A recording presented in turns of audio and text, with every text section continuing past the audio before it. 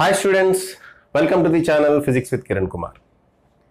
ఈ రోజు మనం చెప్పుకోబోయే topic concept of refraction in a medium of variable refractive index. చూడమ్మా, ఇప్పటి వరకు మనం ఒక గ్లాస్ ల్యాబో లేదా వాటరో ఏదో తీసుకున్నాం, దాని రిఫ్రాక్టివ్ ఇండెక్స్ కాన్స్టెంట్ అని తీసుకున్నాం. ఓకేనా? చూడమ్మా, ఏదో గ్లాస్ ల్యాబ్ ఇలా తీసుకున్నాం అనుకోండి, ఈ గ్లాస్ ల్యాబ్లో మొత్తం ఈ రిఫ్రాక్టివ్ ఇండెక్స్ కాన్స్టెంట్ అని తీసుకున్నాం కదా, ఇప్పటి వరకు అదేగా చేసాం మనం. ఓకే, ఈసారి అలా కాకుండా రిఫ్రాక్టివ్ ఇండెక్స్ మారుతుంటే ఏం జరుగుతుంది? ఓకే అమ్మా, జనరల్గా ఈ కాన్సెప్ట్ వదిలేస్తారమ్మా. ఓకే, అయితే 2017 ఐఐటి అడ్వాన్స్డ్లో వేరియబుల్ రిఫ్రాక్టివ్ ఇండెక్స్ మీద ఒక క్వశ్చన్ అడిగాడు. ఓకే, సో ఈ వేరియబుల్ రిఫ్రాక్టివ్ ఇండెక్స్ సంబంధించిన టోటల్ కాన్సెప్ట్ ఇవ్వడానికి నేను డిసైడ్ అయ్యామ్మా. కొంచెం జాగ్రత్తగా చూడండి. ఓకే, ఈ కాన్సెప్ట్ తెలియడానికి మీకు ఇంటిగ్రేషన్ వచ్చి ఉండాలి. అంటే ఇంటిగ్రేషన్ వచ్చి ఉండడం అంటే ఇంటిగ్రేషన్ అంటే ఏంటో తెలియాలి. ఓకే అమ్మా, ఇంటిగ్రేషన్ అంటే ఏంటో తెలియాలి. ఇంటిగ్రేషన్ అంటే ఏంటమ్మా? ఒక చిన్న పార్ట్ గురించి స్టడీ చేసి అది మొత్తం బాడీకి మనం లిమిట్స్ అప్లై చేస్తాము. అప్పుడు ఆ టోటల్ బాడీ యొక్క ప్రాపర్టీ మనకు తెలుస్తుంది. ఓకే, ఒక చిన్న పార్ట్ గురించి తెలుస్తుంది, కనుక్కుంటాం, చదువుతాం ఫస్ట్. ఆ చిన్న పార్ట్కి సంబంధించింది మొత్తం ఫుల్ లోవర్ లిమిట్ నుంచి అప్పర్ లిమిట్ వరకు దాన్ని అప్లై చేస్తాం. ఓకే, అప్పుడు ఆ కంప్లీట్ ప్రాపర్టీ అనేది మనం స్టడీ చేయగలుగుతాం. దాన్నే ఇంటిగ్రేషన్ అంటాం. డిఫరెన్సియేషన్కి ఆపోజిట్ అమ్మ. డిఫరెన్సియేషన్ అంటే ఏంటి? పెద్ద ప్రాపర్టీని మొక్కలు చేసి చిన్నగా చదువుతాం. dy/dx అంటాం, అంతేనా? అటువంటి dy/dx అనే చిన్న పార్టికల్ని తీసుకొని మొత్తాన్ని దాన్ని పెద్దగా అన్నిటిని కలుపుకొని పెద్దగా చదివితే దాన్నే మనం ఇంటిగ్రేషన్ అంటాం. డిఫరెన్సియేషన్కి ఆపోజిట్ ఇంటిగ్రేషన్ అమ్మ. ఓకేనా? సో ఆ కాన్సెప్ట్ మైండ్లో పెట్టుకోండి. ఫార్ములాస్ ఏమేమి అవసరం లేదు, నేను చెప్తాను. ఏదైనా ఫార్ములా వస్తే కనుక నేను చెప్తాను. Okay, right. చూడమ్మా, concept of refraction in a medium of variable refractive index. Okay, మీరు చదువుకుంటే ఓకే, చదవకపోతే దాంట్లో ఏమైనా డౌట్స్ ఉన్నా కానీ ఈ లెక్చర్ తర్వాత మీకు అసలు ఎటువంటి డౌట్ ఉండదమ్మా. ఓకే, చూడండి. సపోజ్ నేను కొన్ని గ్లాస్ ల్యాబ్స్ తీసుకున్నాము. ఇలాగే ఒకటి కాదు, చాలా తీసుకున్నా, నెంబర్ ఆఫ్ గ్లాస్ ల్యాబ్స్ తీసుకున్నా. ఈ విధంగా నెంబర్ ఆఫ్ గ్లాస్ ల్యాబ్స్ నేను తీసుకున్నా. ఓకేనా? నెంబర్ ఆఫ్ గ్లాస్ ల్యాబ్స్ తీసుకున్నాము. నేను బోల్డన్ ఉన్నాయి గ్లాస్ ల్యాబ్స్. ప్రతిదానికి రిఫ్రాక్టివ్ ఇండెక్స్ వేరు. μ1, μ2, μ3, μ4, μ5 ఇలా ప్రతి దానికి రిఫ్రాక్టివ్ ఇండెక్స్ వేరు అనమాట. ఓకేనా? ప్రతిదానికి రిఫ్రాక్టివ్ ఇండెక్స్ వేరు. ఇటువైపు ఎయిర్ మీడియం, ఇటువైపు కూడా ఎయిర్. ఇప్పుడు ఒక లైట్ రే వచ్చి ఇక్కడ ఇన్సిడెంట్ అయింది అనుకోండి. ఓకే అమ్మ, ఒక లైట్ రే వచ్చి ఇక్కడ ఇన్సిడెంట్ అయింది అనుకోండి. స్ట్రైట్గా డ్రా చేస్తాము లైన్. ఒక లైట్ రే వచ్చి ఇలా ఇన్సిడెంట్ అయింది అనుకోండి. ఓకే, ఈ పాయింట్ దగ్గర నేను ఒక నార్మల్ డ్రా చేస్తాను. ఇదిగోండి, ఇది ఈ ఇన్సిడెంట్ యాంగిల్ ఐ. అంతే అమ్మా? ఏంటది? Incident angle I. ఓకే, చూడమ్మా, ప్రతి గ్లాస్ ల్యాబ్కి రిఫ్రాక్టివ్ ఇండెక్స్ వేరు. μ1, μ2, μ3, μ4, μ5. నేనేమంటా అంటే ఈ డైరెక్షన్లో రిఫ్రాక్టివ్ ఇండెక్స్ ఇంక్రీజ్ అవుతుంది అంట. ఏదో తీసుకోవాలి కదమ్మా. రిఫ్రాక్టివ్ ఇండెక్స్ ఈజ్ ఇంక్రీజింగ్, ఈ డైరెక్షన్లో ఇంక్రీజ్ అవుతుంది అంట. చూడమ్మా, ఇప్పుడు ఎయిర్ అనేది రేరర్ మీడియం. దానికన్నా రేరర్ మీడియం అంటే ఏం లేదు. ఎయిర్, వాక్యూమ్ అనేవి మోస్ట్ రేరర్ మీడియంస్. ఇప్పుడు రేరర్ మీడియంలోంచి ఇది ఖచ్చితంగా డెన్సర్ మీడియమే అవుతుంది. ఇప్పుడు రేరర్ మీడియంలోంచి డెన్సర్ మీడియంలోకి వెళ్తుంటే ఏమవుతుందమ్మా? Light ray towards the normal ఎలా బెండ్ అవుతుంది కదా, అంతేనా? కొంచెం యాంగిల్ పెంచుదాం అమ్మా, కొంచెం యాంగిల్ పెంచుదాం. ఇదిగోండి incident light ray, medium air. ఇది టువర్డ్స్ ది నార్మల్ ఎలా బెండ్ అవుతుంది కదమ్మా, అంతేనా? ఎంత కదమ్మా? రేరర్ మీడియంలోంచి డెన్సర్ మీడియంలోకి వెళ్తుంటే లైట్ రే ఏమవుతుంది? టువర్డ్స్ ది నార్మల్ బెండ్ అవుతుంది. టువర్డ్స్ ది ఇది నార్మల్. మళ్ళీ ఈ లైట్ రే ఇక్కడ ఇన్సిడెంట్ అయింది ఈ స్లాబ్ మీద. ఇక్కడ మళ్ళీ రిఫ్రాక్టివ్ ఇండెక్స్ మారింది, ఈ డైరెక్షన్లో ఇంక్రీజ్ అవుతుంది అంటున్నా. సో ఈ రెండు మీడియంస్ని కనుక మనం కన్సిడర్ చేస్తే ఇది రేరర్ మీడియం అవుతుంది, ఇది డెన్సర్ మీడియం అవుతుంది, అంతే కదా. కంపారిజనే కదా. ఈ డైరెక్షన్లో రిఫ్రాక్టివ్ ఇండెక్స్ ఇంక్రీజ్ అవుతుంది అన్న అంటే వెళ్ళే కొద్దీ డెన్సర్ మీడియం తగులుతుంది మనకి. సో మళ్ళీ ఇక్కడి నుంచి ఇక్కడికి వెళ్తే ఇంకొంచెం డెన్సర్ మీడియంలోకి వెళ్ళింది అంటే మళ్ళీ లైట్ రే టువర్డ్స్ ది నార్మల్లే బెండ్ అవుతుంది. మళ్ళీ లైట్ రే టువర్డ్స్ ది నార్మల్లే బెండ్ అవుతుంది. ఓకే, మళ్ళీ ఇక్కడ నార్మల్ డ్రా చేద్దాం. మళ్ళీ డెన్సర్ మీడియంలోకి వెళ్ళింది, సో ఇంకా బెండ్ అవుతుంది. ఈ రకంగా లైట్ రే బెండ్ అవుతూ ఇక్కడ ఎక్కడి నుంచి బయటకు వస్తుంది. ఈ రకంగా లైట్ రే బెండ్ అవుతూ ఇలాగా ఇక్కడ ఎక్కడి నుంచో బయటకు వస్తుందమ్మా. ఓకే, సో ఇక్కడ ఏమవుతుంది, రిఫ్రాక్టివ్ ఇండెక్స్ వేరియబుల్ అనమాట, కాన్స్టెంట్ కాదు. ఇది కూడా ముక్కలుగా చేసాం మనం గ్లాస్ ల్యాబ్ని. ప్రతి గ్లాస్ ల్యాబ్కి రిఫ్రాక్టివ్ ఇండెక్స్ వేరు. గ్లాస్ ల్యాబ్ ఏదో ఒకటి, వేరే స్లాబ్ ఏదో అనుకోండి. ఓకే, ప్రతి గ్లాస్ ల్యాబ్కి రిఫ్రాక్టివ్ ఇండెక్స్ వేరు. ఓకే అమ్మా, ఈ కేసులో ఏం జరుగుతుందమ్మా, లైట్ ఇది ఇలా బెండ్ అయింది, తర్వాత మళ్ళీ ఇటు బెండ్ అయింది, తర్వాత ఇటు బెండ్ అయింది. ఓకే, ఇవన్నీ స్ట్రైట్ లైన్స్ అమ్మా, కొంచెం కర్వ్డ్గా వచ్చినాయి. యాక్చువల్గా ఏంటివి స్ట్రైట్ లైన్స్.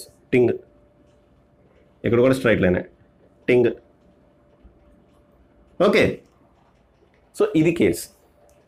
ఇలా కాకుండా కంటిన్యూస్గా రిఫ్రాక్టివ్ ఇండెక్స్ మారుతుంది అనుకున్నప్పుడు ఏమవుతుంది, కర్వ్ స్మూత్గా వస్తుంది ఇలాగ, అంతేనా. కంటిన్యూస్గా రిఫ్రాక్టివ్ ఇండెక్స్ ఇంక్రీజ్ అవుతుంది అనుకోండి. ఇక్కడ ఇలా కాదు, ఇక్కడ ఈ ఏరియాలో రిఫ్రాక్టివ్ ఇండెక్స్ కాన్స్టెంట్, ఇక్కడికి వెళ్ళేటప్పటికి మారింది. మళ్ళీ ఈ ఏరియాలో కాన్స్టెంట్, ఇక్కడికి వెళ్ళేటప్పటికి మారింది. అలాగా ఇక్కడ ముక్కల కింద రిఫ్రాక్టివ్ ఇండెక్స్ మారుతుంది. కాబట్టి మీకు ఇదిగోండి ఇలా వచ్చింది, తర్వాత స్ట్రైట్ లైన్ ఇలా వచ్చింది, తర్వాత ఇలా వచ్చింది, తర్వాత ఇలా వచ్చింది. అలా కాకుండా కంటిన్యూస్గా మారుతుంది అనుకోండి అమ్మ, ఇలా కాకుండా కంటిన్యూస్గా మారుతుంది అనుకోండి, అప్పుడు పరిస్థితి ఏంటి, అప్పుడు ఇలా ముక్కలుగా కాకుండా ఒక స్మూత్ కర్వ్ ఇలా వస్తుంది. ఇదిగోండి ఇప్పుడు కంటిన్యూస్గా మారుతుంది అనుకుందాం. Refractive index is changing continuously అనుకుందాం.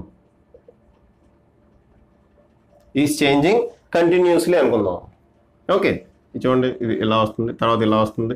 అమ్మ ఇక్కడి నుంచి బయటకు వచ్చేటప్పుడు ఎలా వస్తుంది అది, అంతేనా. ఇటువైపు ఎయిర్, ఇటువైపు కూడా ఎయిరే. కాబట్టి ఎంత యాంగిల్తో అయితే ఇన్సిడెంట్ అయిందో అంత యాంగిల్తో బయటికి రావాలి కదా. Angle of incidence equal to angle of emergency, మీకు తెలుసు. ఎంత యాంగిల్తో అయితే ఇన్సిడెంట్ అయిందో అంత యాంగిల్తో బయటికి రావాలి కదా. ఓకే, సో ఇక్కడ చూడండి, ఇక్కడ ఏంటిది, కంటిన్యూస్గా రిఫ్రాక్టివ్ ఇండెక్స్ చేంజ్ అవుతుంది. కంటిన్యూస్గా రిఫ్రాక్టివ్ ఇండెక్స్ చేంజ్ అవుతున్నప్పుడు చూడమ్మా, ఇదిగోండి ఇది ఇన్సిడెంట్ రే. ఓకే, ఇది ఇలా బెండ్ అయ్యి ఇలా వస్తుంది, అంతేనా. ఇలా బెండ్ అయ్యి స్మూత్గా, ఇక్కడేమో ముక్కల కింద బెండ్ అయింది, ఇక్కడ స్మూత్గా బెండ్ అయ్యి ఇలా వస్తుంది. మళ్ళీ ఇక్కడ ఇలా బయటకు పోతుంది.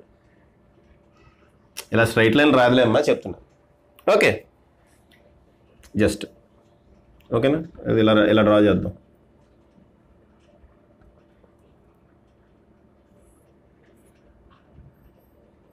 ఇలా స్మూత్గా ఇలా బెండ్ అవుతుంది. ఓకే, మళ్ళీ ఇక్కడికి వచ్చేటప్పుడు ఏమవుతుంది, ఎంత యాంగిల్తో అయితే ఇన్సిడెంట్ అయిందో నార్మల్ తోటి అంతే యాంగిల్తో ఇది ఎమర్జ్ అవుతుంది. ఓకే, ఇది మనకు తెలిసింది. సో కంటిన్యూస్గా మారుతుంటే ఈ రకంగా పాత్ ఉంటుంది, ముక్కలుగా మారుతుంటే ఈ రకంగా పాత్ ఉంటుంది. అయితే 2017 అడ్వాన్స్డ్లో ఈ కాన్సెప్ట్ని బేస్ చేసుకుని క్వశ్చన్ అడిగాడు. 2017 అడ్వాన్స్డ్లో ఈ కాన్సెప్ట్ని బేస్ చేసుకుని క్వశ్చన్ అడిగాడు. ఆ క్వశ్చన్ ఏంటో చూద్దాం. Okay, 2017 advanced level question. అది ఇంటిజర్ టైప్ క్వశ్చన్ అమ్మ. Advanced level question, at the same time అది ఏ టైప్ ఆఫ్ క్వశ్చన్ అమ్మ, ఇంటిజర్ టైప్ క్వశ్చన్. ఏంటో చూద్దాం అమ్మ. ఓకేనా, క్వశ్చన్ కూడా నేను రాస్తాను. సో మీకు అర్థమైంది కదమ్మా, రిఫ్రాక్టివ్ ఇండెక్స్ చేంజింగ్ కంటిన్యూస్లీ. ఇక్కడేమో ముక్కల కింద చేంజ్ అవుతుంటే ఇలా వస్తుంది. ఏం జరిగిందమ్మా, ఇటువైపు రిఫ్రాక్టివ్ ఇండెక్స్ ఇంక్రీజ్ అవుతుంది అన్న.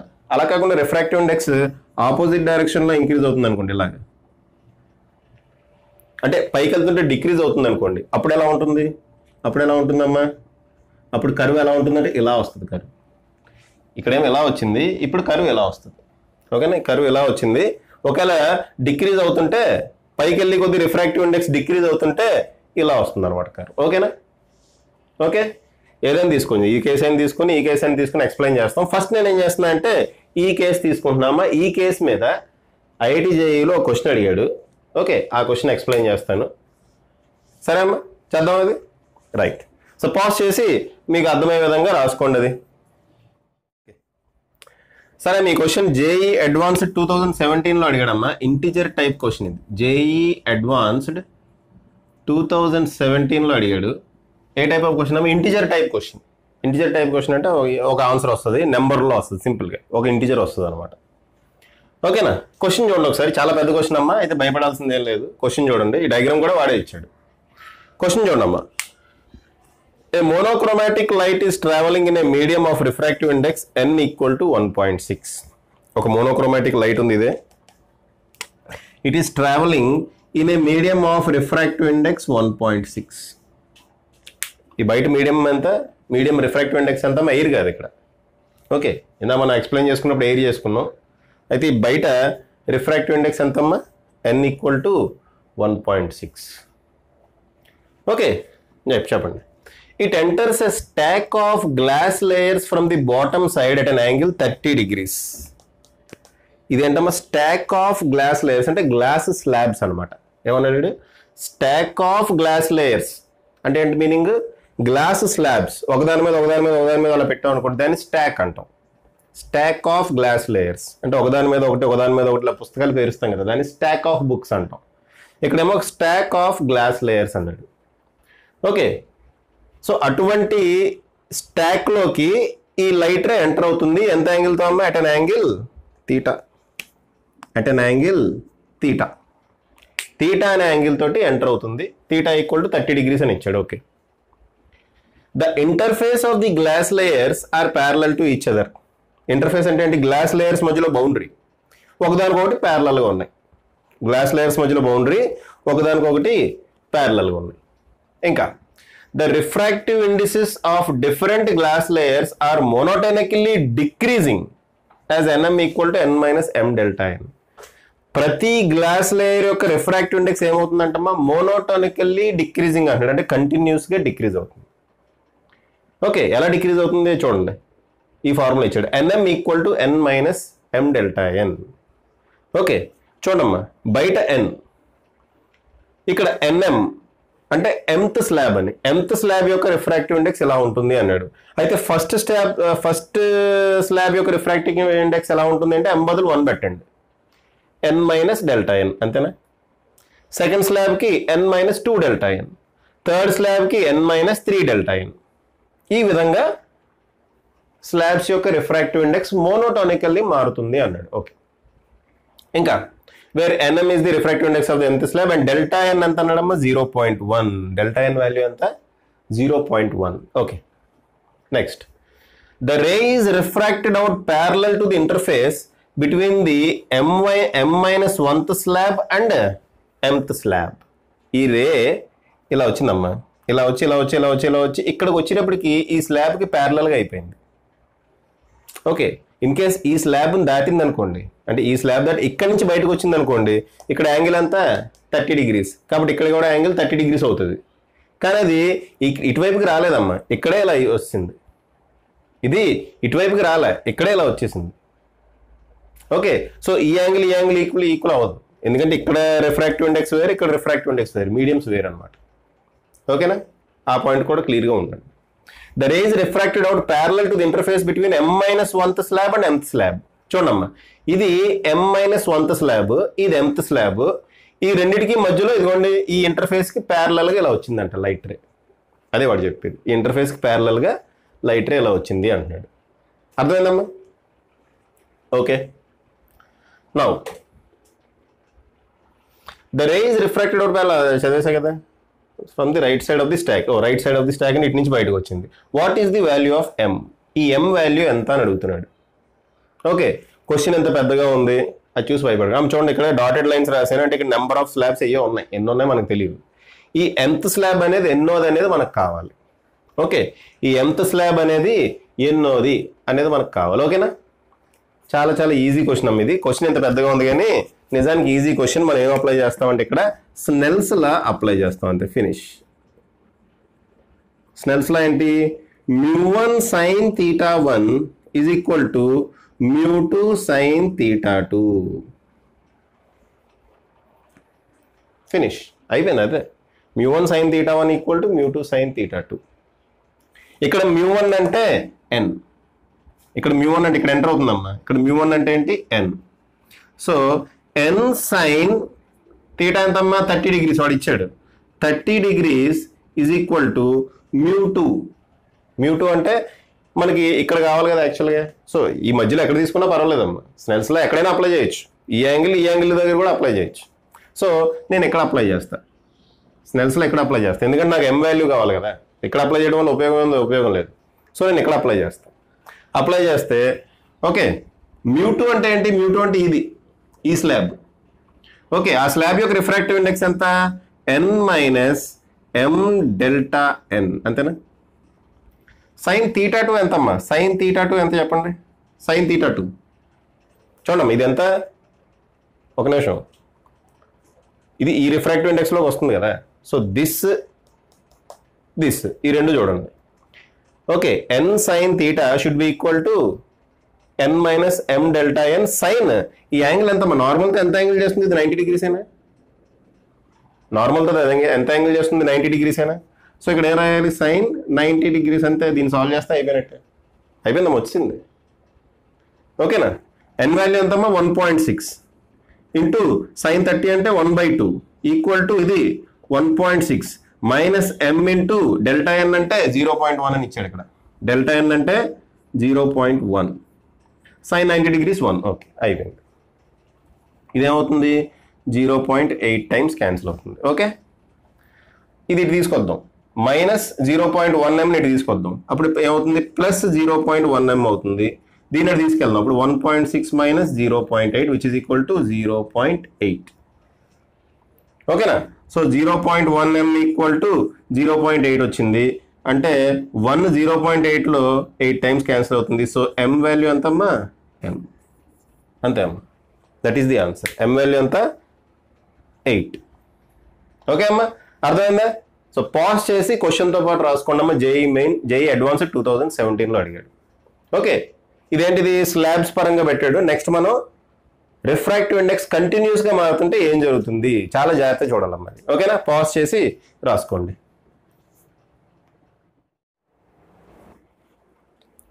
ఓకే అమ్మా, ఇప్పుడు మనం continuously varying refractive index concept చూద్దాం. ఓకేనా, జాగ్రత్త చూడండి. ఈ కాన్సెప్ట్ కొంచెం డెరివేటివ్ పార్ట్ ఎక్కువ ఉంటుంది, బట్ ప్రాబ్లమ్స్ చేసేటప్పుడు ఆ డెరివేటివ్ పార్ట్ అంత ఇబ్బందిగా ఉండదు, జస్ట్ ఇప్పుడే ఇబ్బందిగా ఉంటుంది.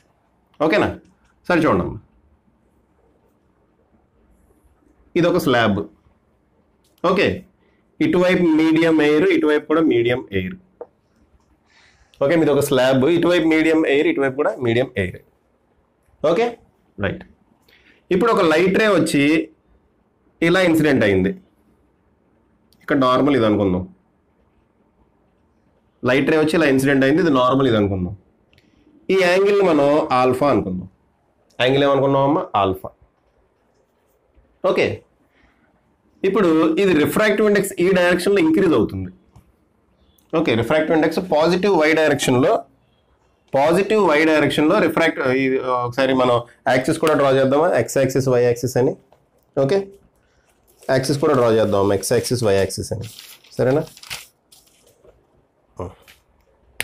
ఇదిగోండి, ఇది వై యాక్సిస్ అనుకుందాం.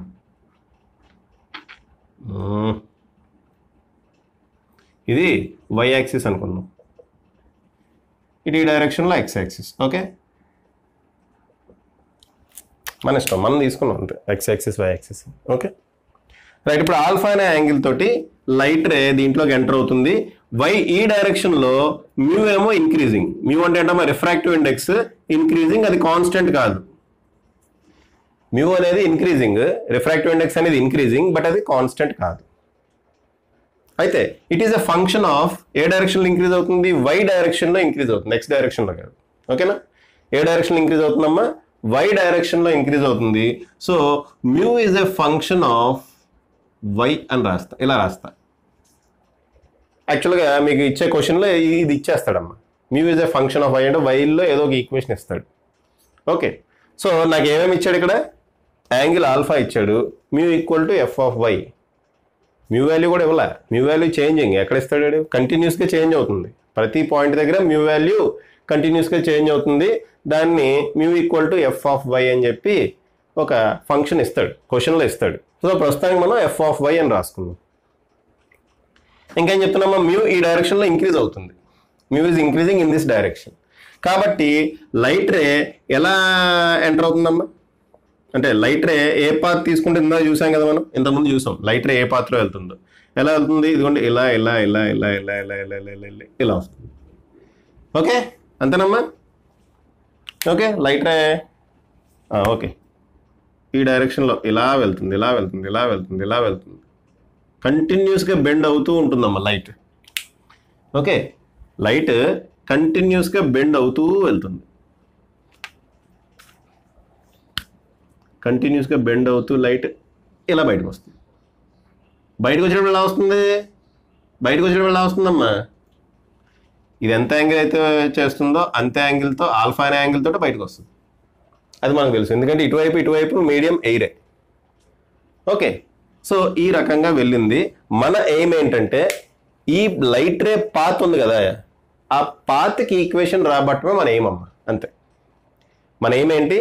లైట్ రే చూడండి ఇలా కర్వ్డ్ షేప్లో వెళ్ళింది, ఈ పర్టికులర్ కర్వ్కి మనం ఈక్వేషన్ రాబట్టాలి, అదే మన ఎయిమ్. అర్థమవుతుందమ్మా? రైట్, చేద్దామా? సరే అమ్మ, చూడండమ్మా. ఇప్పుడు ఇంటిగ్రేషన్ కాన్సెప్ట్ మనం అప్లై చేయాలి. ఇంటిగ్రేషన్ కాన్సెప్ట్ అప్లై చేసి చూడమ్మా, ఇక్కడ మనకి అసలు మ్యూ కనుక వేరీ అవుతుంటే ఈక్వేషన్ ఎలా రాయాలో మనకు తెలియదు అసలు. ఓకే, అందుకని ఇక్కడ ఒక చిన్న ఏరియా కన్సిడర్ చేస్తా. ఇక్కడ పెద్ద ఏరియా కింద నేను డ్రా చేస్తున్నా, కానీ యాక్చువల్గా ఇది వెరీ వెరీ స్మాల్ ఏరియా అమ్మ.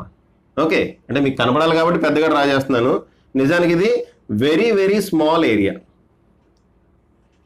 చాలా చాలా చిన్న ఏరియా. అంటే ఇదిగోండి, ఇది గ్లాస్ ల్యాబ్ అనుకోండి, ఇక్కడ చాలా చాలా చాలా చిన్న ఏరియా ఇలా కన్సిడర్ చేస్తున్నాను, చాలా చాలా చిన్న ఏరియా అనమాట. అంటే మీకు కనపడాలి కాబట్టి జూమ్ చేసి చూపించాను అనుకోండి, దీన్నే నేను ఇక్కడ జూమ్ చేశాను అనుకోండి. ఓకేనా? అటువంటి ఒక చిన్న ఏరియాని కన్సిడర్ చేస్తున్నా, ఆ చిన్న ఏరియాలో రిఫ్రాక్టివ్ ఇండెక్స్ కాన్స్టెంట్ అనుకోవచ్చు కదమ్మా మనం. యాక్చువల్గా కంటిన్యూస్గా వేరీ అవుతుంది, అయితే నేను చాలా చాలా చిన్న ఎలిమెంట్ కన్సిడర్ చేశాను, చాలా చాలా స్మాల్ ఎలిమెంట్. ఆ స్మాల్ ఎలిమెంట్లో రిఫ్రాక్టివ్ ఇండెక్స్ చేంజ్ అనేది వెరీ వెరీ నెగ్లిజిబుల్. కాబట్టి ఈ స్మాల్ ఎలిమెంట్లో నేను రిఫ్రాక్టివ్ ఇండెక్స్ని కాన్స్టెంట్ అని కన్సిడర్ చేయొచ్చు కదా. ఇప్పుడు అటువంటి స్మాల్ ఎలిమెంట్ని స్టడీ చేసి ఈ టోటల్ పాత్కి మనం అప్లై చేస్తాం ఇంటిగ్రేషన్, అంతే ఈక్వేషన్ వచ్చేస్తుంది. అదే మనం చేసేది అదే ఇప్పుడు. ఓకే, ఇటువంటి చిన్న ఎలిమెంట్ తీసుకుని దీన్ని జూమ్ చేశాము. ఓకే, అటువంటి చిన్న ఎలిమెంట్ ఇక్కడ తీసుకొని ఈ టోటల్ పాత్కి మనం అప్లై చేస్తాం. అమ్మ ఎందుకు ఇదంతా ఎందుకు చేస్తున్నాం? మనకి మ్యూ కంటిన్యూస్గా వ్యారీ అయిపోతుంటే ఏ మ్యూ తీసుకోవాలో మనకు తెలియదు. అందుకని చెప్పి ఒక చిన్న ఎలిమెంట్ తీసుకున్న, చిన్న ఎలిమెంట్లో మ్యూ కాన్స్టెంట్ ఉంటే ఏం చేయాలో మనకు తెలుసు. ఓకే, అందుకని చెప్పి ఇక్కడ ఒక చిన్న ఎలిమెంట్ తీసుకుంటున్నా అమ్మ. చిన్న ఎలిమెంట్ జూమ్ చేశాను, ఇక్కడ మీకు కనపడాలి కాబట్టి నేను జూమ్ చేశాను అనుకోండి. సో ఈ పాయింట్ దగ్గర నేను ఒక ట్యాంజెంట్ డ్రా చేస్తాను. మీకు చెరిపేస్తున్నా ఇది. ఈ పాయింట్ దగ్గర నేను ఏం చేస్తున్నా అమ్మా, ఒక ట్యాంజెంట్ డ్రా చేస్తున్నాను. ఇదిగోండి ట్యాంజెంట్. ఓకే, ఆ పాయింట్ దగ్గర నేను ఏం చేశా, ఒక ట్యాంజెంట్ డ్రా చేశా. ఇదిగోండి అమ్మ ట్యాంజెంట్, కనపట్లేదు కదా అది, ఇదే అమ్మ ట్యాంజెంట్. ఓకే, ఇక్కడ నేను ఇలా స్ట్రైట్గా ఒక లైన్ కూడా తీసుకుంటున్నా ఆ చిన్న ముక్కలోనే. ఈ చిన్న ముక్కలో ఇదంతా ఈ చిన్న ముక్కలేనే అమ్మ. ఈ పాయింట్ దగ్గర ఒక ట్యాంజెంట్ డ్రా చేశాను. ఇక్కడ నేను ఏం చేస్తున్నా, ఒక చిన్న లైన్ ఇలా తీసుకుంటున్నా. ఓకే, ఎందుకు అలా తీసుకున్నానో మీకు తర్వాత అర్థమవుతుంది. ఓకేనా? ఈ యాంగిల్ నేను తీటా అంట.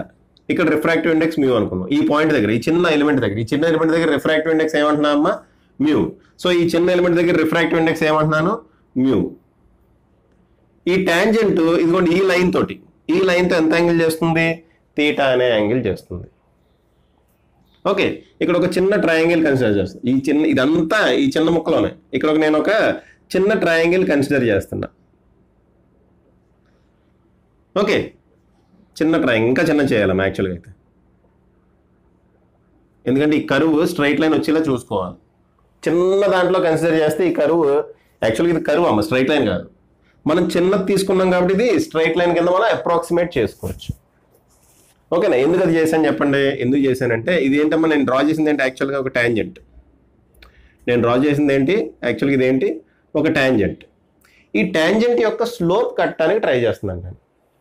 ఏం చేస్తున్నామ్మా, ఈ ట్యాంజెంట్ యొక్క స్లోప్ కట్టడానికి ట్రై చేస్తున్నా. ఎందుకు ట్రై చేస్తున్నా అంటే నాకు ఈక్వేషన్ ఆఫ్ దిస్ కరువు కావాలి, ఈక్వేషన్ ఆఫ్ దట్ కరువు కావాలి అంటే ఏం లేదమ్మా, సింపుల్గా ఇక్కడ స్లోప్ కట్టి ఓకే ఆ తర్వాత స్లోప్ ఎంత వస్తుందో చూసి దాన్ని ఇంటిగ్రేట్ చేస్తా. ఈ పాయింట్ నుంచి ఈ పాయింట్కి నేను ఇంటిగ్రేట్ చేస్తా, అయిపోయింది అంతే, ఫినిష్. సో ఫస్ట్ నా ఏమేంటి, నేను స్లోప్ క్యాల్కులేట్ చేయాలి. దానికి నేను ఇక్కడ తీటా అనే యాంగిల్ తీసుకున్నా, ఇది ఇక్కడ లైన్ కన్సిడర్ చేశా కదా, ఈ యాంగిల్ని తీటా అనుకున్నా.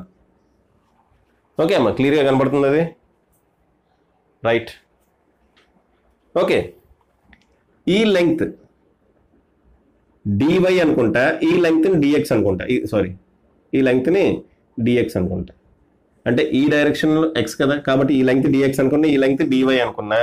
యాక్చువల్గా స్లోప్ ఏంటమ్మా, slope is nothing but dy by dx. Slope ఏంటమ్మా, స్లోప్ ఫార్ములా ఏంటి, dy బై dx, అంతే కదా, డిఫరెన్షియేషన్లో మీరు నేర్చుకున్నారు. స్లోప్ అంటే ఏంటి, dy by dx. Y axis x axis ఉన్నప్పుడు ఒక కర్వ్కి స్లోప్ మనం క్యాల్కులేట్ చేయాలంటే ఏంటి, సింపుల్, డిఫరెన్షియేట్ చేయాలి. Differentiating y with respect to x will give slope. Differentiation అని ఒక వీడియో చేశానమ్మా, దాంట్లో చూడండి, క్లియర్గా ఇవన్నీ ఎక్స్ప్లెయిన్ చేశాను.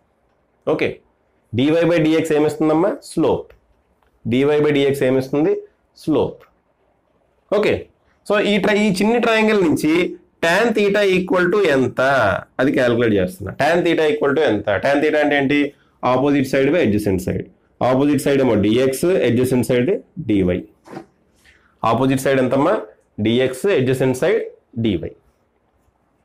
ఓకే, అయితే ఇక్కడ మీరు క్వశ్చన్ అడగవచ్చు, సార్ తీటా ఇది ఎందుకు తీసుకున్నారు, ఇది తీసుకోవచ్చు కదా, ఎక్కడ ఎందుకు తీటా తీసుకున్నారు, ఇక్కడ తీసుకోవచ్చు కదా తీటా, అప్పుడు tan θ equal to dy by dx వస్తుంది కదా అన్నారు. కానీ దానివల్ల ఉపయోగం లేదు.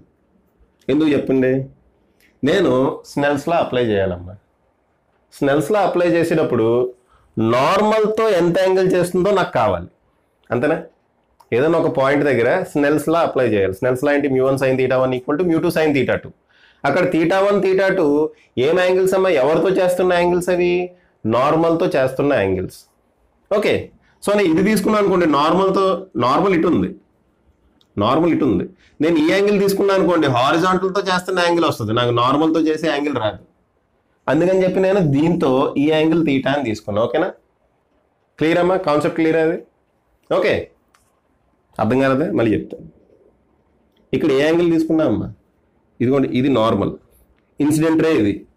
సో నార్మల్తో ఇది ఎంత యాంగిల్ చేస్తుందో అది నాకు కావాలి. సో ఆల్ఫాని తీసుకున్నా. ఇక్కడ నేను ఈ యాంగిల్ తీసుకుంటే ఉపయోగం లేదు కదా, అందుకని ఇదిగోండి దీనికి ప్యారలల్గా ఇక్కడ లైన్ డ్రా చేసాను కదా, అది నార్మల్ అవుతుంది ఈ పాయింట్ దగ్గర. ఓకేనా, ఈ పాయింట్ దగ్గర చిన్న స్లాబ్ అమ్మ ఇది, ఇదిగోండి ఇలాంటి ఒక స్లాబ్ను మనం కన్సిడర్ చేసాం కదా, చిన్న ముక్క. ఇక్కడ నార్మల్ ఎలా ఉంటుంది, ఇలాగే ఉంటుంది కదా ఈ పాయింట్ దగ్గర. ఓకే, ఈ పాయింట్ ఇక్కడ ఉందమ్మా, ఆ పాయింట్ దగ్గర నార్మల్ ఇలాగే ఉంటుంది కదా, అంతేనా. అది ఓకే, అందుకని చెప్పి నేను ఈ యాంగిల్ తీసుకున్నా. ఆ యాంగిల్ tan θ ఈక్వల్ టు ఏమైందమ్మా, dx బై dy. కానీ నాకు ఏం కావాలి, స్లోప్ కావాలి. స్లోప్ ఏంటి, dy బై dx. సో దీన్ని రివర్స్ చేద్దాం. దీన్ని రివర్స్ చేస్తే dy by dx equal to 1 by tan θ. 1 by tan θ is nothing but cot θ. 1 by tan θ is nothing but cot θ. Next Snell's లాగా వెళ్దాం. ఈ ఈక్వేషన్ లా గుర్తుపెట్టుకుంటూ పక్కన పెడదాం, దీన్ని ఇలాగా ఈ డబ్బా వేసి ఒక పక్కన పెడదాం. నెక్స్ట్ స్నెల్స్ లా అప్లై చేద్దాం. స్నెల్స్ లా ఏంటి, స్నెల్స్ లా ఏంటమ్మా, μ1 sin θ1 is equal to μ2 sin θ2. ఏ యాంగిల్ అయినా తీసుకోవచ్చు, ఎక్కడైనా యాంగిల్ తీసుకోవచ్చు మనం.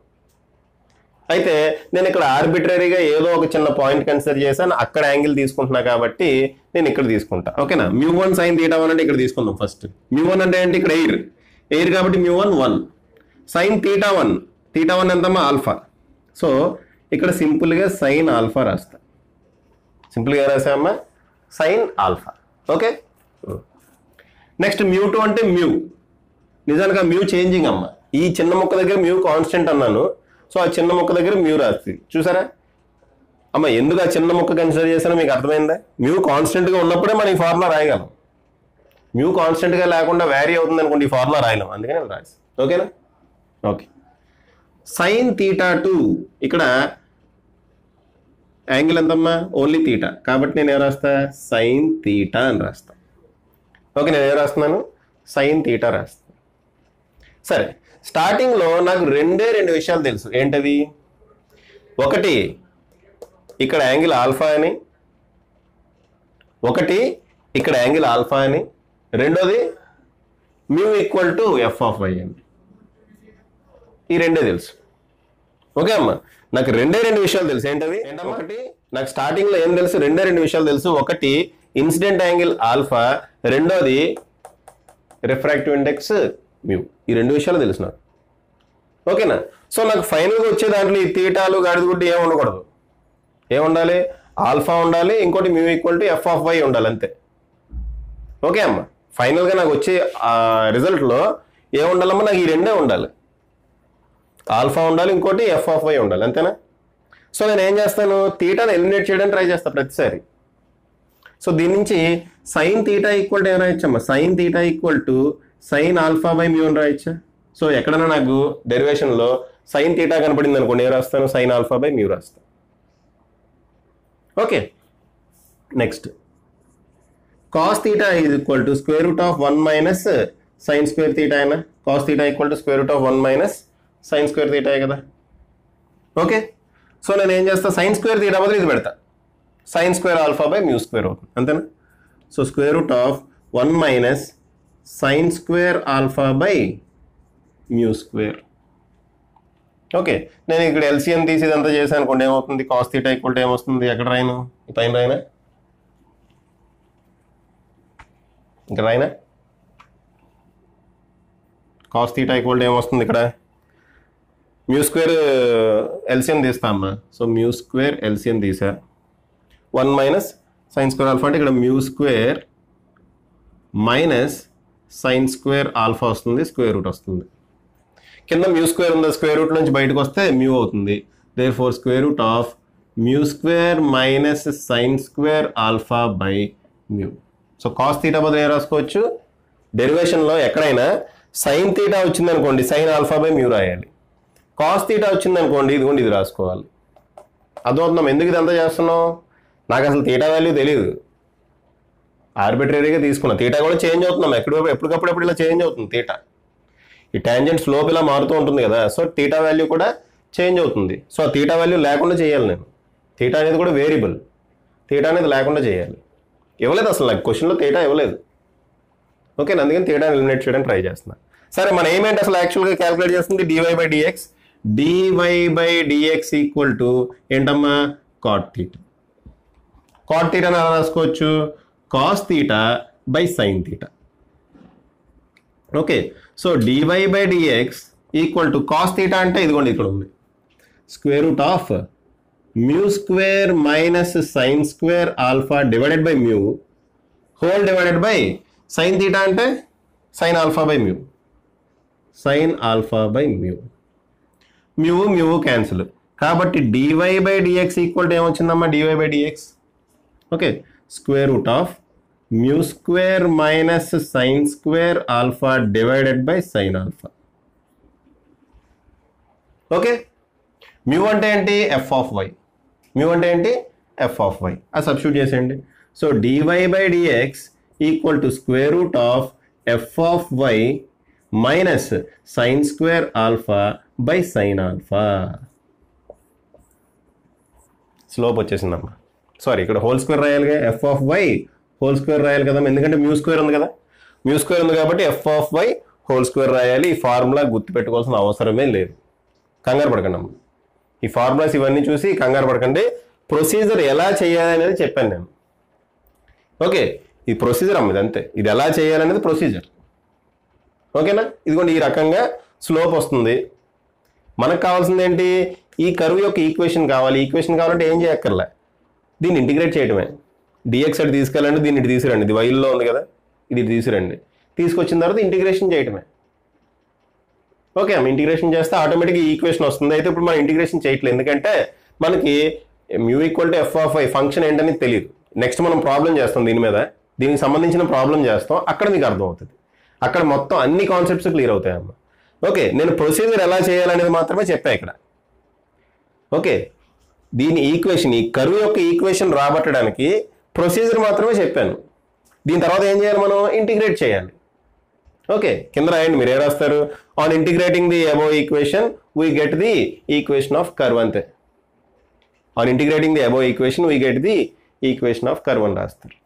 ఓకే అమ్మా, సో పాజ్ చేసి రాసుకోండి. ఇది ఎక్స్ యాక్సిస్ అన్నాడు, ఇది వై యాక్సిస్ అన్నాడు. క్వశ్చన్లో ఇచ్చాడమ్మా. ఇది ఎక్స్ యాక్సిస్, ఇది వై యాక్సిస్. ఓకే, ఇంకేమి ఇచ్చాడంటే దీని యొక్క రిఫ్రాక్టివ్ ఇండెక్స్ కంటిన్యూస్లీ చేంజింగ్ అన్నాడు. ఈ పర్టికులర్ పార్ట్ యొక్క రిఫ్రాక్టివ్ ఇండెక్స్ కంటిన్యూస్లీ చేంజింగ్ అన్నాడు. ఇదిగోండి ఈక్వేషన్ ఇచ్చాడు.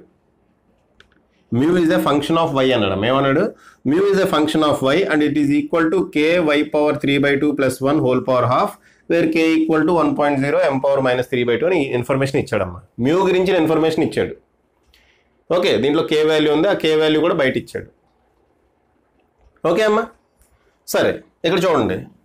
లైట్ ఇలా ఎంటర్ అవుతుందమ్మా. లైట్ ఆరిజిన్ దగ్గర ఎగ్జాక్ట్గా ఇక్కడ ఇలా ఎంటర్ అవుతుంది. ఇలా ఎంటర్ అయ్యి ఇలా బెండ్ అయ్యి ఇలా వెళ్తుంది.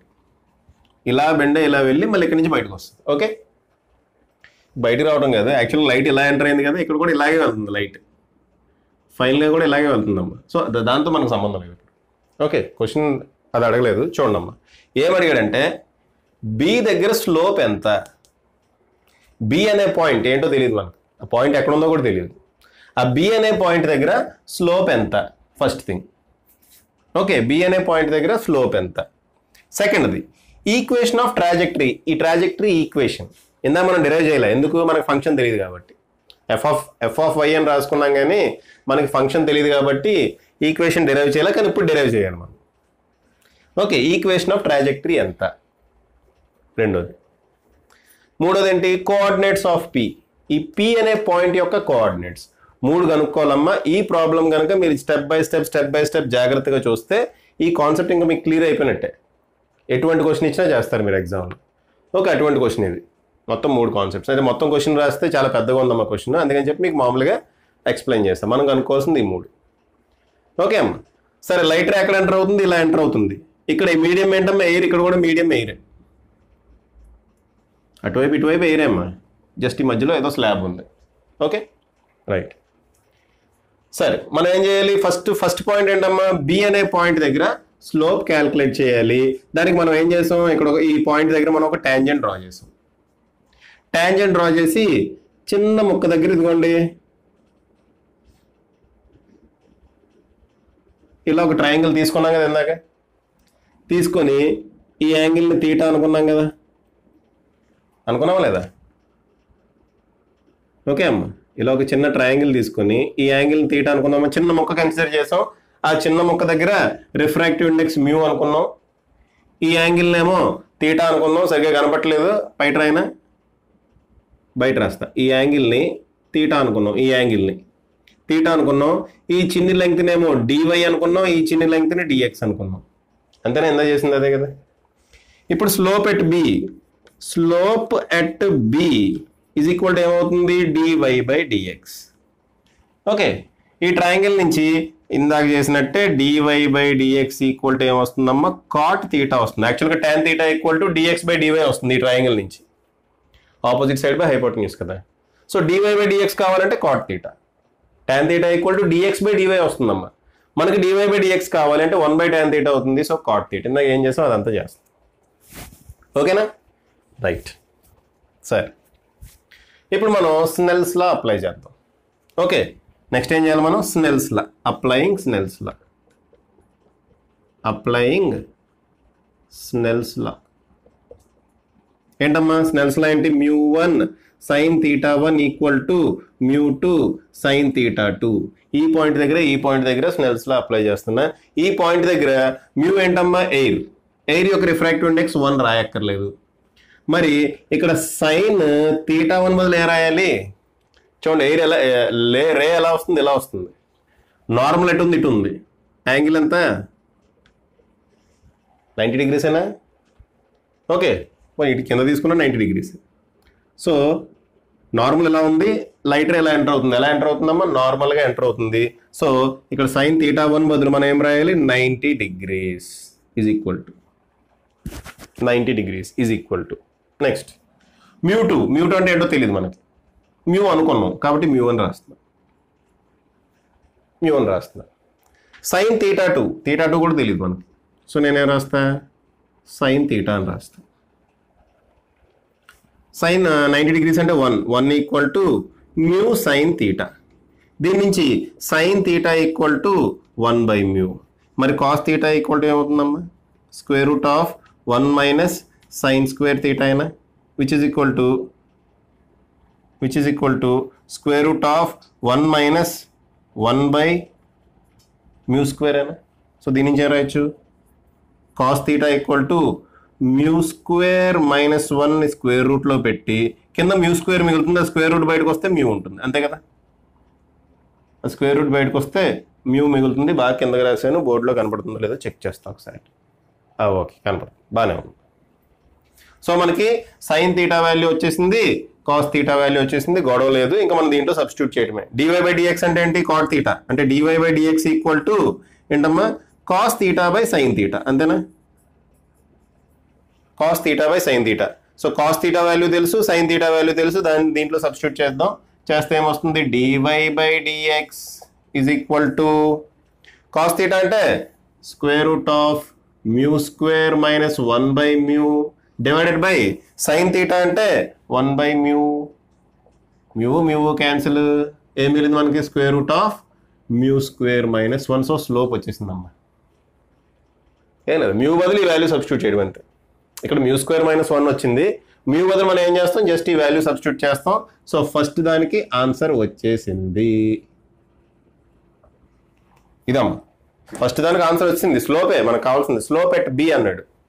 ఓకే, బి దగ్గర స్లోప్ ఇదే, మ్యూ వాల్యూ కూడా మనకు తెలుసు, ఇది సబ్స్టిట్యూట్ చేస్తే అయిపోతుందమ్మా మ్యూ వాల్యూ. ఓకే చేద్దాం, అది కూడా చేద్దాం, లేదంటే చేద్దాం రండి. dy/dx is equal to, okay mu value అలా వదిలేయటం ఎందుకమ్మా, ఇక్కడ ఆన్సర్ అంటే రాయటం ఎందుకు. dy/dx is equal to square root of mu value ఏంటి, ky/3/2 + 1. ఏంటమ్మది, ky/3/2 + 1. అమ్మ ఇది ఇక్కడ నుంచి సెకండ్ ప్రాబ్లం స్టార్ట్ అయిపోయింది. ఇక్కడది ఇది అయిపోయింది, ఫస్ట్ది అయిపోయింది, జస్ట్ మ్యూ బదులు అది సబ్స్టిట్యూట్ చేయడమే. ఇక్కడ నుంచి సెకండ్ ప్రాబ్లం స్టార్ట్ అయింది. సెకండ్ ప్రాబ్లం ఏంటి, ఈక్వేషన్ ఆఫ్ ట్రాజెక్టరీ రాయాలి. ఈ కర్వ్ యొక్క ఈక్వేషన్ రాయాలమ్మా. ఈక్వేషన్ రాయాలంటే ఇంటిగ్రేషన్ చేయాలి. చేస్తాం అప్పుడు మనం, ఓకేనా. సో dy/dx ఏంటమ్మా, dy/dx equal to square root of mu square minus 1 అంటే ఇది హోల్ స్క్వేర్ మైనస్ 1, అంతేనా. దిస్ హోల్ స్క్వేర్ మైనస్ 1 చేద్దామా, ఏమొస్తుంది, దీని హోల్ స్క్వేర్ ఏమవుతుందమ్మా, బయట పవర్ హాఫ్ పోతుంది, అంతే కదా. దీని హోల్ స్క్వేర్ చేస్తే బయట 1/2 పోతుంది, 1/2 హోల్ స్క్వేర్, 2 క్యాన్సిల్ అయ్యి ఇది ఒకటే మిగులుతుంది, అంతేనా. మ్యూ అంటే ఇది, మ్యూ స్క్వేర్ అంటే ఏమవుతుంది, హాఫ్ ఎగిరిపోతుంది, అంతే కదా. సో ky/3/2 + 1, ఇక్కడ -1 కూడా ఉంది కదా, 1 క్యాన్సిల్. సో దీని నుంచి dy/dx ఈ పక్కన రాస్తాను. దీని నుంచి dy/dx ఈక్వల్ టు k అంటే ఎంత మా value, k value 1. So 1 substitute చేద్దాం. 1 సబ్స్టిట్యూట్ చేస్తే 1 వస్తుంది. ఇంకేం మిగులుతుంది మనకి, 5y/3/2 హోల్ పవర్ 1/2, అంతే కదా. స్క్వేర్ రూట్ అంటే y/3/2 హోల్ పవర్ 1/2 అంటే y/3/4 అయినా ఇది. ఇక్కడ ఏమొస్తుందమ్మా, y/3/2 హోల్ పవర్ 1/2 అంటే స్క్వేర్ రూట్ అంటే అదే కదా. అప్పుడు ఏమవుతుంది, y/3/4 అవుతుంది కదా, అదే రాసి. So dy/dx equal ఏమొచ్చిందమ్మా, dy/dx equal ఏమొచ్చింది, y/3/4. ఓకే, ఇప్పుడు నేను క్రాస్ మల్టిప్లై చేస్తే dx ఈక్వల్ టు, దీన్ని క్రాస్ మల్టిప్లై చేస్తున్నాము, క్రాస్ మల్టిప్లై చేస్తే అవుతుంది dx అంటే అవుతుంది, y ఇటు వస్తుంది. సో dx ఈక్వల్ టు ఏమవుతుంది, y/-3/4 అవుతుంది కదా, y ఇటు వస్తే ఇంటూ dy, అంతేనా. నెక్స్ట్ మనం చేయాల్సింది ఏంటి, సింపుల్ ఇంటిగ్రేషన్. అదే కదమ్మా చెప్పాను నేను. అయితే ఇంటిగ్రేషన్ టాపిక్ కనుక మీకు తెలియకపోతే, ఇంటిగ్రేషన్కి ఒక ఫార్ములా ఉందమ్మా, x⁴n dx. Integral x⁴n dx formula ఏంటంటే n ఇంటూ x⁴n-1 రాస్తే బూత్ అవుతుంది. x⁴n+1/n+1 + cn రాయాలి. కాన్స్టెంట్ కూడా రాయాలి.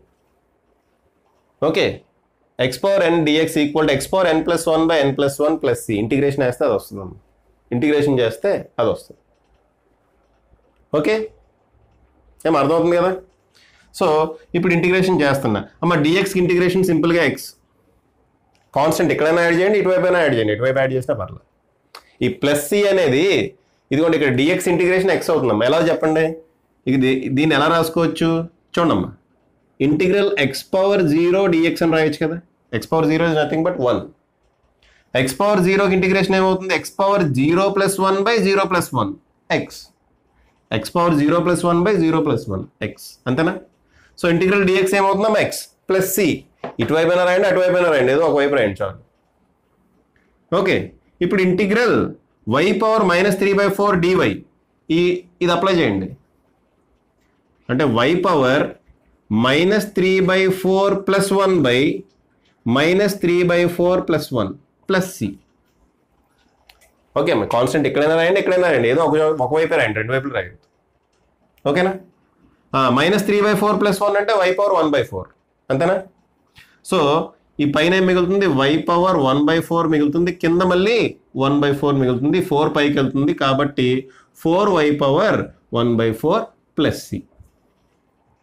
సో ఎక్స్ ఈక్వల్ టు ఏమొచ్చిందమ్మా, x equal to 4y power 1/4 plus C. మరి సి వాల్యూ మనకు తెలియదు. సి వాల్యూ తెలియాలంటే ఇక్కడ ఒక బౌండరీ కండిషన్ అప్లై చేద్దాం. ఎక్స్ ఈక్వల్ టు 0 దగ్గర వై ఈక్వల్ టు ఏమైందమ్మా, 0.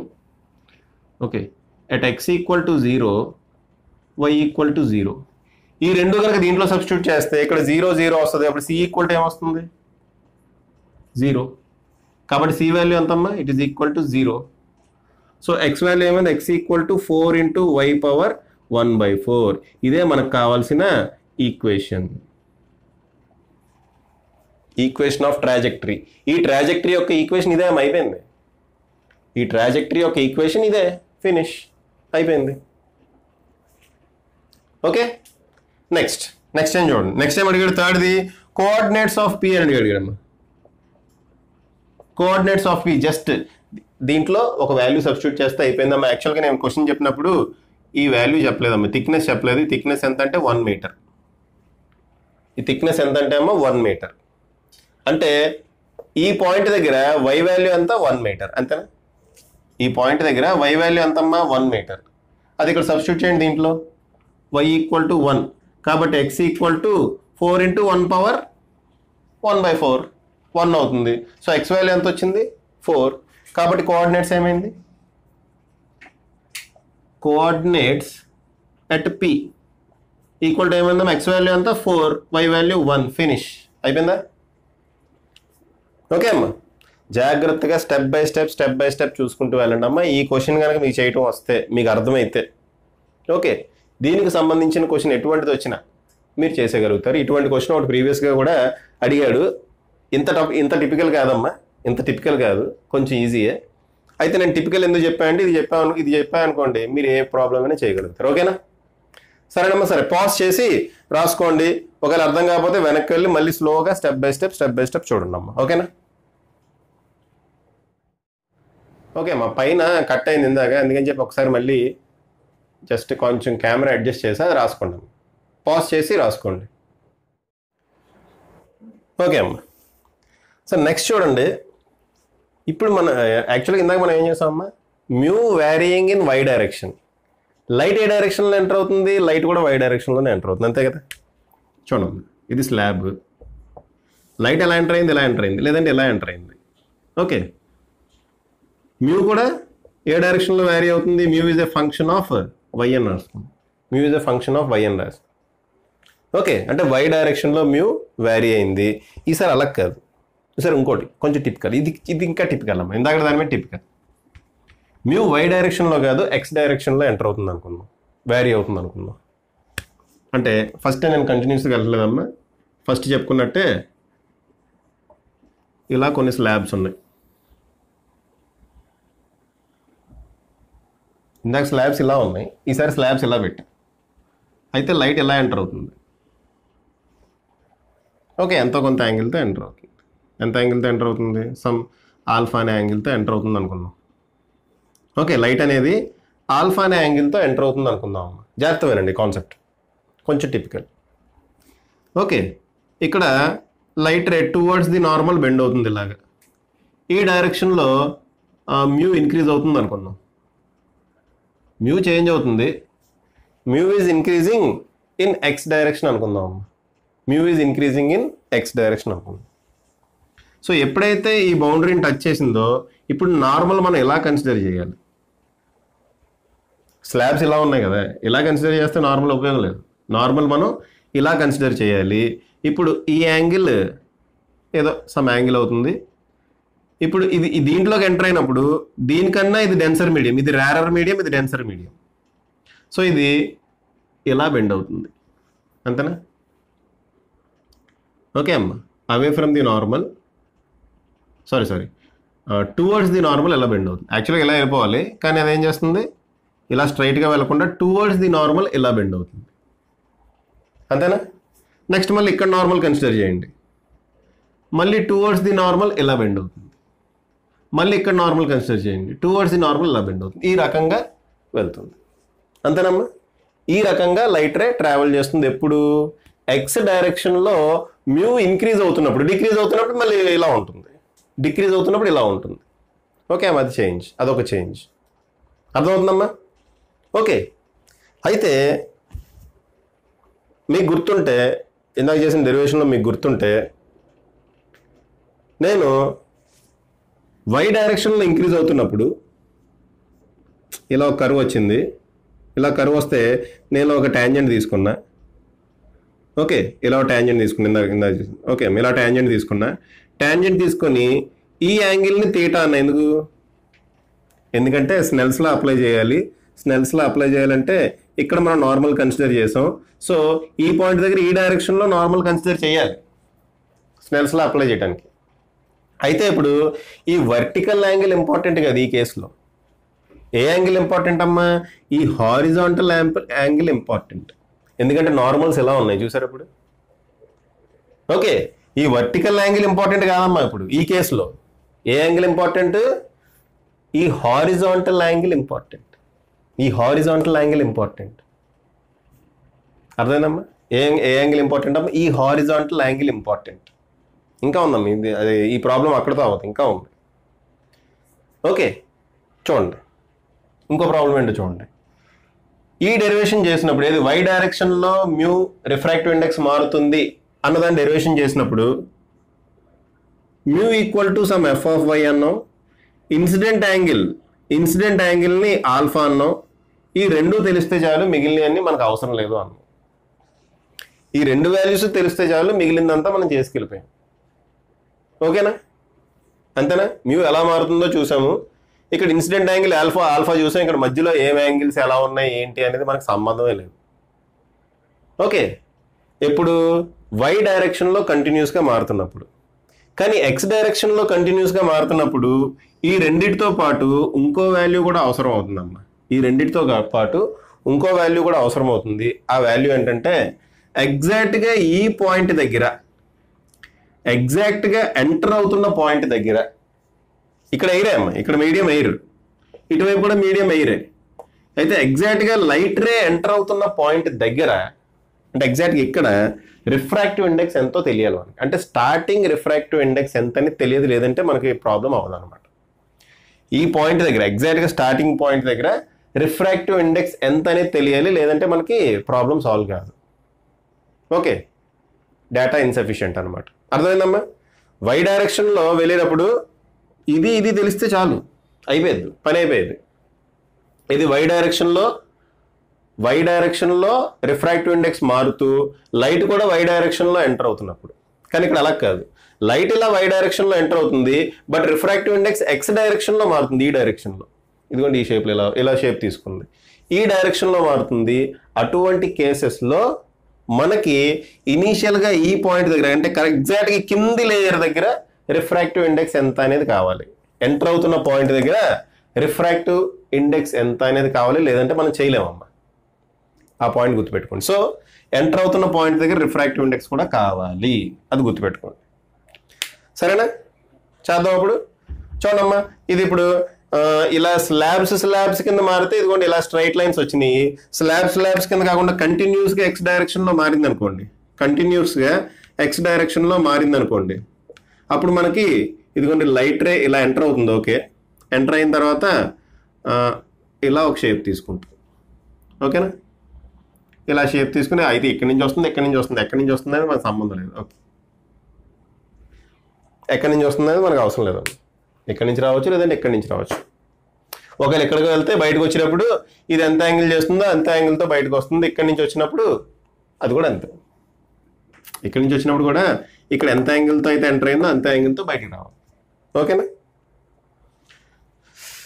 సరే అమ్మా, అర్థమైంది కదా. సో అక్కడి నుంచి అలా అనుకొని స్టార్ట్ చేస్తున్నాం అప్పుడు. సో మనకు కావాల్సినవి ఏంటమ్మా, ఇనీషియల్గా కావాల్సినవి ఏంటి, ఇక్కడ బ్లూ పెన్తో డ్రా చేస్తామా, కొంచెం అర్థమయ్యే విధంగా ఉంటుంది. బ్లూ పెన్తో డ్రా చేస్తా అక్కడ. చూడమ్మా, ఒక లైట్ రే వచ్చి ఇదిగోండి ఇక్కడ ఇలా పడింది. ఎంత యాంగిల్తో పడింది అంటే ఆల్ఫా అనే యాంగిల్తో పడింది అనుకుంది ఇందాకట్లాగా. అయితే మనకి ఏమేం కావాలి, ఇనీషియల్ యాంగిల్ ఆల్ఫా కావాలి, మనకు కావాల్సిన ఇనీషియల్ యాంగిల్ ఆల్ఫా కావాలి. ఎగ్జాక్ట్గా ఈ పాయింట్ ఎంటర్ అవుతున్న పాయింట్ దగ్గర రిఫ్రాక్టివ్ ఇండెక్స్ నేను μ0 అంటే అది కూడా కావాలి. ఇంకా mu is a function of X, అది క్వశ్చన్లో ఇస్తాడమ్మా, మీకు ప్రాబ్లం ఇచ్చినప్పుడు క్వశ్చన్లో ఇస్తాడు. మ్యూ అనేది it is a function of X. Okay అమ్మా, సో ఈ 3 పాయింట్స్ ఉంటేనే మనం ప్రొసీడ్ అవ్వగలం. సో ఒక లైట్ రే ఇలా ఇన్సిడెంట్ అయిన తర్వాత ఇది ఫస్ట్ టువర్డ్స్ ది నార్మల్ ఇలా బెండ్ అవుతుంది. స్టార్టింగ్లో టువర్డ్స్ ది నార్మల్ ఇలా బెండ్ అవుతుంది, కానీ బెండ్ అయ్యి మళ్ళీ ఇలా ఒక కర్వ్ తీసుకుంటే ఎప్పుడు ఎక్స్ డైరెక్షన్లో మ్యూ కనుక ఇంక్రీజ్ అవుతూ ఉంటే, పాజిటివ్ ఎక్స్ డైరెక్షన్లో మ్యూ కనుక డిక్రీజ్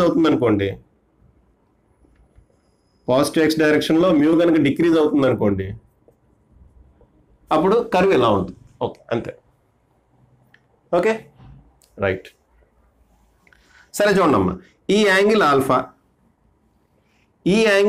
అయితే ఈ యాంగిల్ ఏమవుతుంది,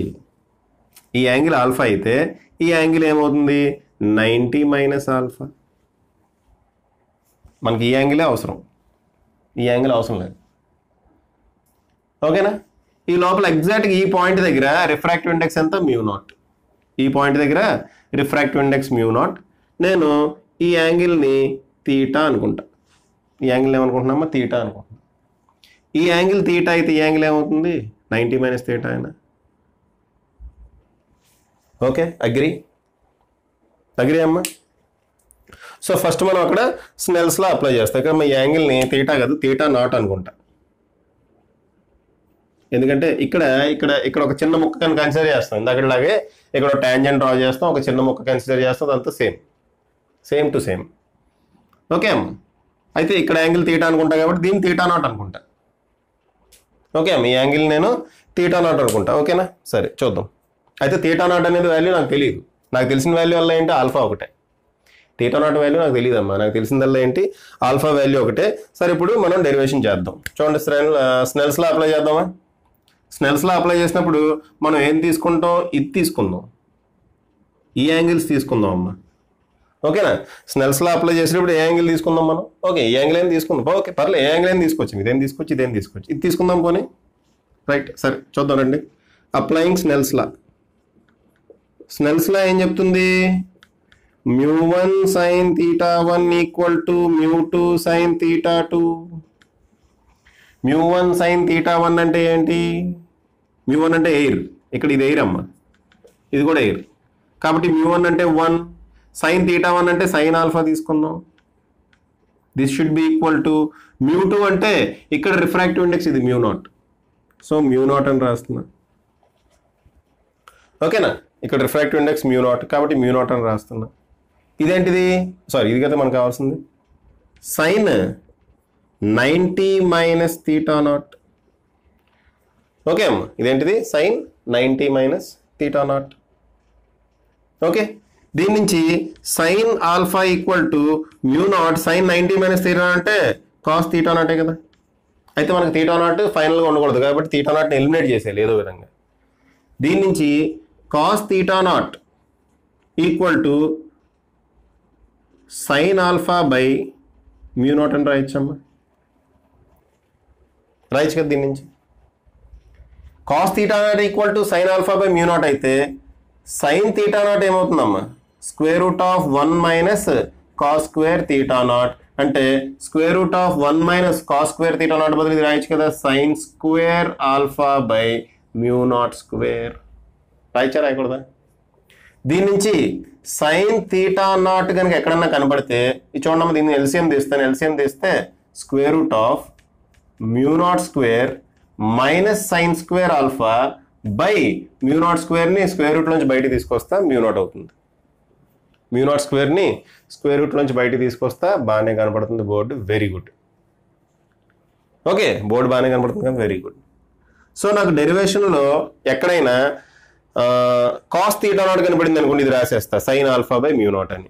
సైన్ థీటా నాట్ కనపడింది అనుకోండి, ఇది రాసేస్తా mu naught square sine square alpha by mu naught అని. Okay right. ఓకే అమ్మా, నెక్స్ట్ మనం ఏం చేద్దాం, బ్లూ పెన్ తో రాయన బ్లాక్ పెన్ తోటి రాస్తాను. నెక్స్ట్ మనం ఏం చేద్దాం చూడండి, ఈ పాయింట్ దగ్గర ఒక ట్యాంజెంట్ డ్రా చేస్తాం. ఏదో పర్టికులర్ పాయింట్ దగ్గర ఒక ట్యాంజెంట్ ఇలా డ్రా చేస్తున్నాం. ఇక్కడ ఒక చిన్న ముక్క ఇందాకట్లాగానే ఒక చిన్న ముక్క, వెరీ వెరీ వెరీ స్మాల్ ముక్క కన్సిడర్ చేస్తే, ఈ స్మాల్ ముక్కలో రిఫ్రాక్టివ్ ఇండెక్స్ మ్యూ అనుకున్నా అది కాన్స్టెంట్ గానే ఉంటుంది అనుకున్నా, ఎందుకంటే వెరీ వెరీ చిన్న ముక్కలో రిఫ్రాక్టివ్ ఇండెక్స్ చేంజ్ అనేది వెరీ వెరీ నెగ్లిజిబుల్, కాబట్టి మ్యూ అనేది ఆల్మోస్ట్ కాన్స్టెంట్ గా తీసుకోవచ్చు. అదే ఆ చిన్న ముక్క ఇదే. ఈ పాయింట్ దగ్గర నేను ఒక ట్యాంజెంట్ డ్రా చేశాను. ఈ ట్యాంజెంట్ యొక్క స్లోప్ క్యాల్కులేట్ చేయాలి. ఆ ట్యాంజెంట్ యొక్క స్లోప్ క్యాల్కులేట్ చేయాలి అంటే నేను ఏ యాంగిల్ తీసుకోవాలి, నార్మల్ ఎటు ఉన్నట్టు తీసుకోవాలి, హారిజాంటల్గా ఉన్నట్టు తీసుకోవాలి కదా, ఇలా వెర్టికల్గా ఉన్నట్టు తీసుకోనమ్మా ఈసారి నార్మల్. నాకు ఎందుకు వెర్టికల్గా ఉన్నట్టు తీసుకోవట్లేదు, ఈసారి స్లాబ్స్ ఇలా ఉన్నాయి, సో నార్మల్స్ ఇలా ఉంటాయి. కాబట్టి నేను ఈ డైరెక్షన్లో ఒక చిన్న ట్రయాంగిల్ని కన్స్ట్రక్ట్ చేస్తాను. ఏదో ఒకటి ఎక్కడైనా కన్స్ట్రక్ట్ చేయొచ్చు. ఒక చిన్న ట్రయాంగిల్ ఇలా కన్స్ట్రక్ట్ చేశాము. ఈ డైరెక్షన్లో ఒక చిన్న ట్రయాంగిల్ కన్స్ట్రక్ట్ చేశాను. నాకు ఈ angle very very important, theta. కనబడుతుందమ్మా? ఇంకంతగానే జూమ్ చేయలేను. ఓకే, ఆ చిన్ని ట్రయాంగిల్లో, ఈ చిన్ని ముక్కలో ట్రయాంగిల్స్ అమ్మ జూమ్ చేసి చూస్తున్నాం మనం. ఓకేనా? ఈ చిన్ని ముక్కలో ట్రయాంగిల్లో అమ్మ చూడండి, ఈసారి లాస్ట్ టైం డెరివేషన్ చేసినప్పుడు ఏది వై డైరెక్షన్లో వ్యారీ అవుతున్నప్పుడు వర్టికల్తో ఎంత యాంగిల్ చేసింది అని చూసానమ్మా థీటా. ఈసారి హారిజాంటల్తో ఎంత యాంగిల్ చేస్తుంది అని చూస్తున్నా. ఎందుకు?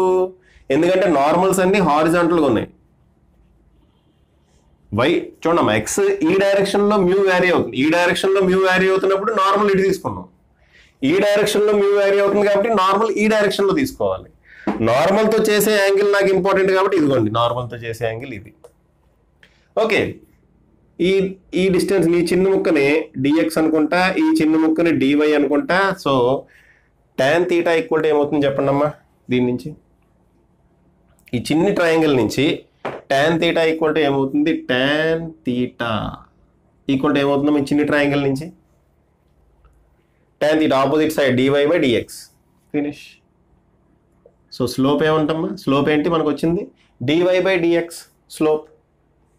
ఓకే, సో దీన్ని మనం ఏమైనా dy by dx equal to sine theta by cos theta అని రాయొచ్చా?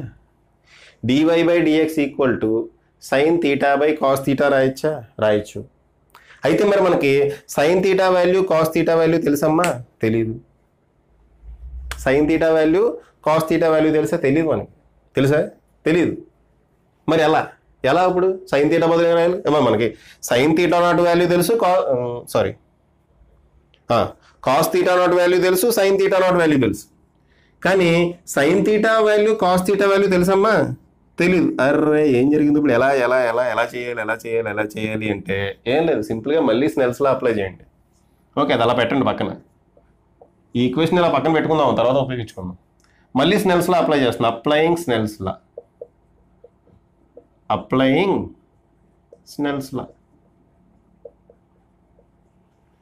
ఎందుకు మళ్ళీ అప్లై చేయాల్సి వస్తుందో? నాకు sign theta value cos theta value తెలియదు, చేసుకుంటూ వెళ్ళాను. మరి ఇదేంటారు బాబు, సైన్ థీటా కాస్ థీటా వచ్చినాయి, మనకి థీటా నాట్లు వస్తే ఈ వాల్యూ సబ్స్టిట్యూట్ చేసేవాళ్ళు, కానీ మనకు రాలా. ఓకే, ఇప్పుడు చూడండి, ఇందాక స్నెల్స్లా ఈ డైరెక్షన్లో అప్లై చేసాం కదా ఇలాగ, ఈసారి స్నెల్స్లా ఈ డైరెక్షన్లో అప్లై చేద్దాం. ఈ డైరెక్షన్లో కదా, ఈసారి ఈ డైరెక్షన్లో అప్లై చేద్దాం స్నెల్స్లా. ఎక్కడ? ఈ పాయింట్ దగ్గర, ఇంకోటి ఈ పాయింట్ దగ్గర. అర్థమైందా? ఈ పాయింట్ దగ్గర, ఇంకోటి ఈ పాయింట్ దగ్గర. ఈ పాయింట్ దగ్గర చెప్పండి, ఇది ఎంత? ఇది ఇది కదా మనం హారిజాంటల్తో చేసే యాంగిల్. అంటే ఈ యాంగిల్ చూడాలి కదా, చూడండి, ఈ యాంగిల్ కదా మనం చూడాల్సింది. ఏ యాంగిల్? ఈ యాంగిల్ చూడాలి కదా. ఇక్కడ రిఫ్రాక్టివ్ ఇండెక్స్ ఎంత? μ0. ఓకే, యాంగిల్ ఎంత? θ0. కాబట్టి μ0 sin θ0 ఈజ్ ఈక్వల్ టు ఇదంతే కదమ్మా. μ0 sin θ0 ఈక్వల్ టు ఇక్కడ యాంగిల్ ఎంత? θ. ఇక్కడ యాంగిల్ ఎంత? θ. రిఫ్రాక్టివ్ ఇండెక్స్ ఎంత? μ. ఇక్కడ ఎంత అనుకున్నాం? Refractive index μ. ఆ μ అనేది చేంజింగ్. అర్థమైందా అమ్మా? స్నెల్స్లో ఇప్పుడు మళ్ళీ ఎందుకు అప్లై చేస్తున్నా అర్థమైందా? ఈ θ వాల్యూ మనకు తెలియదు. ఆ θ వాల్యూ కనుక్కోవడం కోసం మళ్ళీ స్నెల్స్లో అప్లై చేస్తున్నా. ఈసారి ఈ డైరెక్షన్లో అప్లై చేస్తుంది. ఓకే, సో ఈ డైరెక్షన్ అంటే హారిజాంటల్తో చేసే యాంగిల్స్ మనకి ఇంపార్టెంట్ ఇప్పుడు, ఎందుకంటే హారిజాంటల్ డైరెక్షన్లో మనకి రిఫ్రాక్టివ్ ఇండెక్స్ మారుతుంది. సో హారిజాంటల్తో చేసే యాంగిల్ అయితే ఇది, అంతేనా? θ0. అర్థమైందమ్మా? ఇక్కడికి వచ్చేటప్పటికి యాంగిల్ ఎంత? θ. సో స్నెల్స్లో ఈ రెండు పాయింట్స్కి అప్లై చేస్తున్నా. కాబట్టి μ0 sin θ0 should be equal to μ sin θ. Okay, μ0 sin θ0 is equal to μ sin θ. దీని నుంచి sin θ వాల్యూ ఏమవుతుంది? μ0 sin θ0 బై మ్యూఏనా? sin θ0 బదులు వచ్చి ఇది రాయచ్చా? sin θ0 బదులు ఇది రాయచ్చమ్మా, రాసేనా? Okay, so μ0 equal to μ0 into sin θ0 బదులు ఇది రాస్తున్నాం. స్క్వేర్ రూట్ ఆఫ్ ఏంటది? μ0 square minus sin square alpha divided by μ0 whole divided by mu. ఈ μ0 క్యాన్సిల్. కాబట్టి sin θ equal to square root of μ0 square minus sin square alpha by mu. దీని నుంచి cos θ value రాయచ్చమ్మా? cos θ value రాయచ్చు. ఏంటి cos θ value? Formula ఏంటి? Square root of 1 minus sin square θ. Square root of 1 minus sin square θ. sin square θ అంటే ఏంటి? sin square θ అంటే ఏంటమ్మా? ఇదిగోండి, ఇదంతా sin స్క్వేర్ θ అంటే ఇదంతా. సో 1 మైనస్ దీన్ని హోల్ స్క్వేర్ చేద్దాం. హోల్ స్క్వేర్ చేస్తే స్క్వేర్ రూట్ ఎగిరిపోతుంది. స్క్వేర్ రూట్ ఎగిరిపోతే ఇక్కడ బ్రాకెట్లో రాయాలి μ0 square minus sin square alpha divided by, ఇక్కడ స్క్వేర్ రూట్ లేదమ్మా, so mu square as it ఈస్గా అలాగే వస్తుంది, మొత్తం అంతా స్క్వేర్ రూట్లో ఉంటుంది, divided by mu square as it ఈస్గా అలాగే వస్తుందమ్మా. ఓకే, అర్థమైందా? రైట్. చూడండి, బ్రాకెట్ తీస్తే అనుకోండి మైనస్ ఆఫ్ మైనస్ ప్లస్ అవుతుంది కదా.